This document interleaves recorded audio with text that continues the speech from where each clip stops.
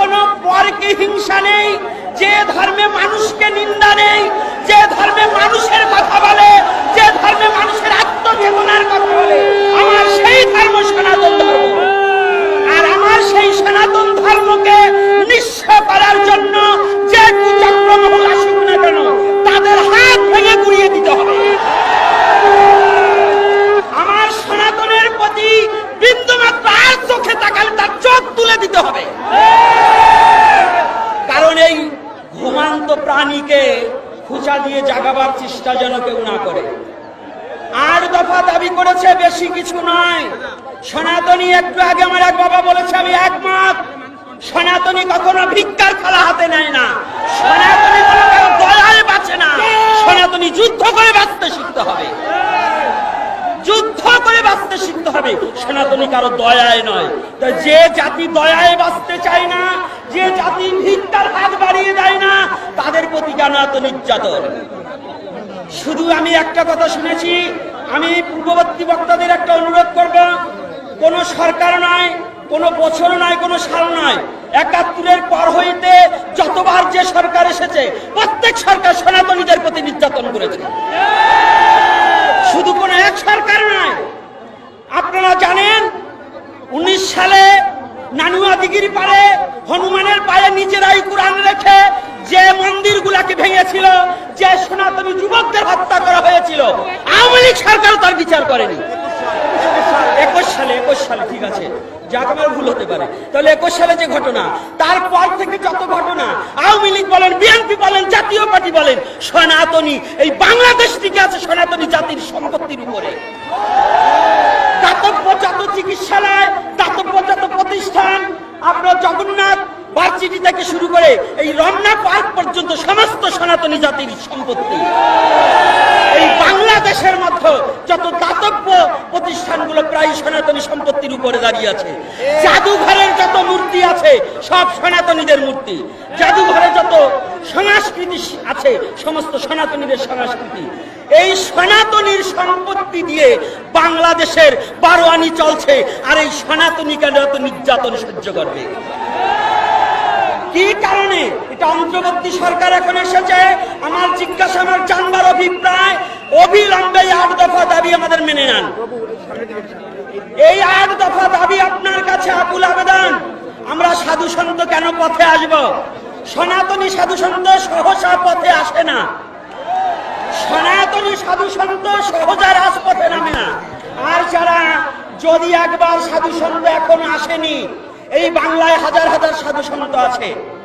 আপনারা এখনো, আমি অন্তর্বর্তী সরকারের কাছে বলি, সাধু সমাজ যদি একবার পথে নেমে পড়ে, এই 8 দফা দাবি যদি না মেনে নেন, যদি নেমে পড়ে, জানবেন পুরো শহর অচল হয়ে যাবে, পুরো শহর অচল হয়ে যাবে। আর হে সনাতনী যুবকবৃন্দ, তোমরা এমন ধর্মে জন্মগ্রহণ করেছো যে ধর্মে মরে না, বাঁচতে শিখায়। সনাতন ধর্মে বাঁচতে শিখায়। সনাতন ধর্মের জন্মান্তরবাদ আছে, তুমি মরবে না, ভয় নেই। জাতির জন্য প্রাণ দান করবো, তথাপিও জাতিকে জাতির জন্য জীবনকে শেষ করে দেব। এই যতগুলো সাধু সন্ত এসেছে, প্রত্যেকটা সনাতনী একমাত্র জীবনটাকে বলিদান করেছে তার ধর্মের জন্য। এই সাধু সন্ত মরতেও শিখেছে। জানবেন সাধু সন্ত আর ঘরে বসে থাকবে না। আর যদিও কোনো সাধু সন্ত ঘরে ঘুমিয়ে থাকে, জানবে ওরা সনাতন ধর্মের সাধু নয়, ওরা পাঁচাটা কুকুর। যারা ঘুমিয়ে থাকবে আর সনাতনী স্বার্থে না জাগ্রত হবে, ওদেরকে ভালোবেসেও লাভ নেই। আজকে আপনারা যারা এসেছেন সাধু সন্ত বৃন্দ, আমি প্রত্যেকটা সাধুকে বলবো, এবং প্রত্যেকটা আজকে আমার যুবক বাবাকে দেখে আমার খুব ভালো লাগছে, আনন্দ লাগছে। এমন করে কোথাও এত সহসা দেখা যায় না। তবে এমন নয়, আরো জাগতে হবে, আরো আসতে হবে। প্রতিটা প্রয়োজন বোধে 8 দফা দাবি না মানা পর্যন্ত প্রত্যেক মরে মরে রাস্তায় রাস্তায় আমরা শুয়ে পড়ব। আর একটা কথা আছে, আপনাদের কথায় আমার চলবো না। কথা হচ্ছে বাংলাদেশে আমার নলেজে আছে, আমি এর আগে একটা আলোচনায় বলে দিয়েছি ইউটিউবে, যদি আমি বাস্তব সত্য প্রমাণ না করতে পারি, আমি নিজে ফাঁসির দড়িতে ঝুলে পড়ব। এই যে হিন্দুদের প্রতি অত্যাচার, এবং জায়গায় জায়গায় দেবতা মন্দির দখল করা হচ্ছে এবং করবার জন্য যারা উস্কানি করছে। আমি আবদার রাখছি, এই বাংলাদেশ হিন্দু মুসলমান কোনো রেশারেশি ছিল না।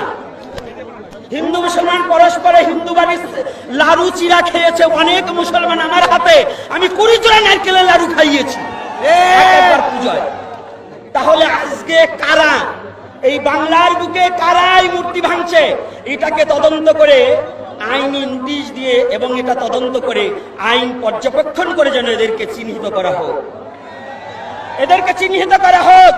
আর সনাতনী যদি দুবার স্বাধীন হয়, শুধু বারে বারে শুনছি স্বাধীন, একবার 71-এ স্বাধীন হয়েছে, আবার এখন নাকি স্বাধীনের কথা শুনছি। কিন্তু যদি স্বাধীন হয়ে থাকে, হিন্দু কেন পরাধীন, সনাতনী কেন পরাধীন? যদি স্বাধীন হয় তাহলে কি এই দেশের মুসলমানরাই স্বাধীন হয়েছে? হিন্দু কি স্বাধীন হয়নি? সনাতনী কি স্বাধীন হয়নি? তাহলে আমাদের প্রতি নির্যাতন কেন? আর বরিশাল ভোলাতে পূজা করতে দেওয়া হচ্ছে না, কারা কাদের নির্দেশে পূজা করা দিচ্ছে না, এই নোটিশটা আমাদের কাছে পৌঁছিয়ে দিন। কারা এত বড় হিম্মত আছে বাংলার বুকে আমাদের পূজা বন্ধ করার মতো?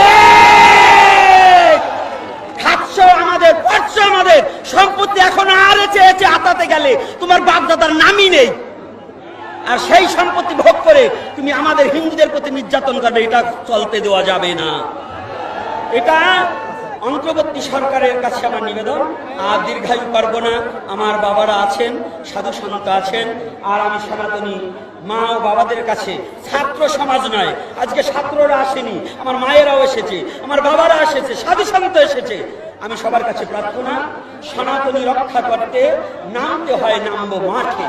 যে ধর্মে কোনো বর্বরতা নেই, যে ধর্মে কোনো পরকে হিংসা নেই, যে ধর্মে মানুষকে নিন্দা নেই, যে ধর্মে মানুষের কথা বলে, যে ধর্মে মানুষের আত্মজীবনের কথা বলে, আমার সেই ধর্ম সনাতন ধর্ম। আর আমার সেই সনাতন ধর্মকে নিঃস্ব করার জন্য যে কুচক্রমহল আসুক না কেন, তাদের হাত ভেঙে গুড়িয়ে দিতে হবে। আমার সনাতনের প্রতি বিন্দুমাত্র আর চোখে তাকালে তার চোখ তুলে দিতে হবে।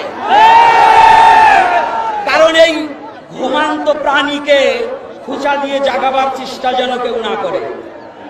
8 দফা দাবি করেছে, বেশি কিছু নয়। সনাতনী, একটু আগে আমার এক বাবা বলেছে, আমি একমত, সনাতনী কখনো ভিক্ষার থালা হাতে নেয় না, সনাতনী কোনো কারো দয়ায় বাঁচে না, সনাতনী যুদ্ধ করে বাঁচতে শিখতে হবে, যুদ্ধ করে বাঁচতে শিখতে হবে, সনাতনী কারো দয়ায় নয়। তাই যে জাতি দয়ায় বাঁচতে চায় না, যে জাতি ভিক্ষার হাত বাড়িয়ে দেয় না, তাদের প্রতি কেন এত নির্যাতন?